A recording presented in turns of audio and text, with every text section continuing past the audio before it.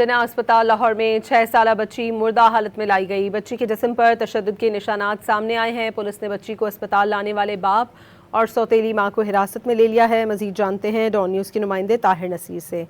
Tahir, update कीजिएगा।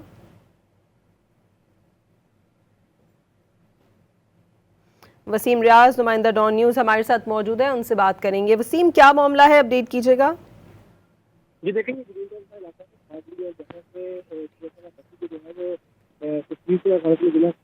लाया गया था, वो डेड हुई, जिसके बाद सही तौर पर अस्पताल की तरफ से पुलिस को इत्तला दी गई। पुलिस ने मौका पर पहुंचकर बच्ची की लाश की तहवील में। वसीम रियाज से बात करने की कोशिश करेंगे। लाहौर में 6 साला बच्ची की पुरसरार मौत, वालिद और सौतेली मां को गिरफ्तार कर लिया गया है। बच्ची को मुर्दा हालत में जिना अस्पताल लाया गया था। 6 साला बच्ची के जिस्म पर तशद्दुद के निशानात भी मौजूद हैं। आपको ये बताएं कि पुलिस ने बच्ची को अस्पताल लाने वाले बाप और सौतेली मां को भी हिरासत में ले लिया है। जिना अस्पताल लाहौर में 6 साला बच्ची मुर्दा हालत में लाई गई। बच्ची के जिस्म पर तशद्दुद के निशानात सामने आए हैं।